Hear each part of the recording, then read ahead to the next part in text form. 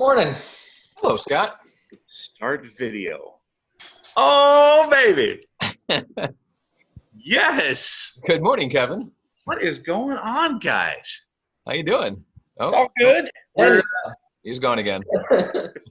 Mike, it's gone off the rails already. Yeah, we haven't even started. Is this how the draft is going to be? Yes. Yeah, pretty much. NFL draft was supposed to be like really cool, something we've never seen before. Turns out it will be something we've never seen before. What's it going to be like?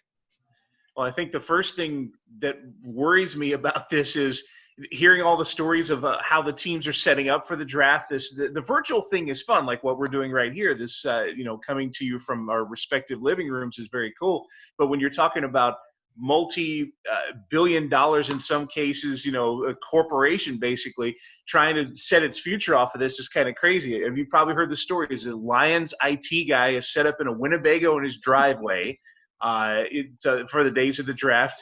So I'm just picturing this guy outside the truck yelling like, "Did you enable cooking?" Stuff like that. And then the Bears is the other really good story is that the GM is set up in his living room. He's got 7 monitors. The problem is when they tested the system, he's got these cords. His wife was vacuuming. She unplugged the cords. Could you imagine a Bears draft affected by a vacuum cleaner? So this is going to be, when you say unlike anything we've ever seen, I am both excited and terrified at what we're going to see. Yeah, but for all we know, the vacuum cleaner could have saved them from Trubisky. And so, I mean, That's true. The Bears would be right now. We were talking to Brian Gutekunst, the Packers GM, a few days ago. He was talking about how there are 3 people who have the ability to make picks in case something goes wrong and how, it's not going to happen during the mock draft. And then his phone cut out. In the middle of answering that question, his phone cut out, and he called back a minute later, and then we continue. So I think the NFL is going to have ways around when there are technical difficulties, but I know during their mock draft, there was a problem with the first pick with the Bengals. Oh. So I think there's going to be some problems, and it's going to be really interesting to see what happens when those happen, because it's not going to – the league's going to have to be flexible with this. It's not going to be like, the Packers have a problem with their internet connection, so the 49ers can jump ahead of them and pick 30th and Green Bay picks later. They're going to have some wiggle room. What about the players? Who's the best player? Who's going to be the first couple picks? What are teams looking at here? I think my first thought is Cincinnati has pretty much a slam dunk with Joe Burrow as that number 1 overall pick. That's a guy that it's rare in a draft that you see a guy who you could step in and that first team has the exact need that matches the exact player that should be the first pick. That part I think is – I feel pretty good about that one. Chase Young, of course, as a 2 pick seems like a slam dunk as well. And then you can kind of see it come out from there. I think Burrow and Young are the 2 obvious ones. It's kind of like a fantasy draft where, you feel pretty good about 1 and 2. And it's a little bit set, the next few picks are set after that. But, man, this thing could get really wild after about 5, 6, 7 when you start getting into the middle of the first round. And Scott, you can back me up. You talked to Brian Gutekunst on this. We're ready for him to pick at 30, but this is the year, maybe the most of any of the years recently, where I don't know if Goody's going to end up picking 30. If he has a chance to jump, I think he might go.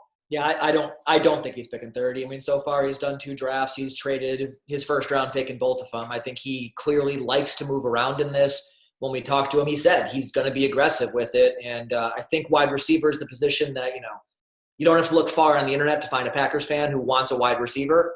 The Packers know they need a wide receiver too. And they talked about how it is one of the deepest classes in league history, but there's a very big difference between those first few guys of Ruggs and Judy and CeeDee Lamb, and then there's a little bit of a drop-off to Justin Jefferson, and then you start getting into guys who – there are players who the Packers might want to take, but there's a pretty big difference. Just because there are a bunch of guys who are second-round level talent doesn't mean there's a bunch of guys who are top 15 level talent. So I think one way or the other the Packers are going to be trading out of 30.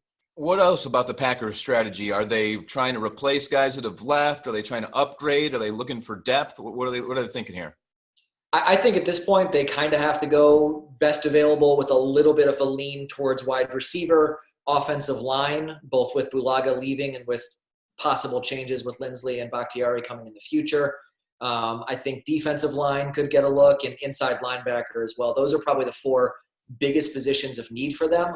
There's really two different strands to this draft. I mean, there's the idea of guys getting taken, and then there's the idea of swaps involving active players. So I think that could factor into it as well. The Packers, I think, are in the search for a tight end because, Jimmy Graham is gone, and that wasn't exactly a hole, but they'd like to fill it with someone who they thought could be Jimmy Graham.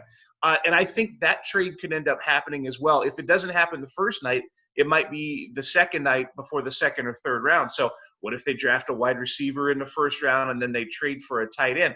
One thing that people are always asking, especially when you see someone like Tom Brady moving, what's the future like at quarterback? We'll talk about that when we come back in our next half hour.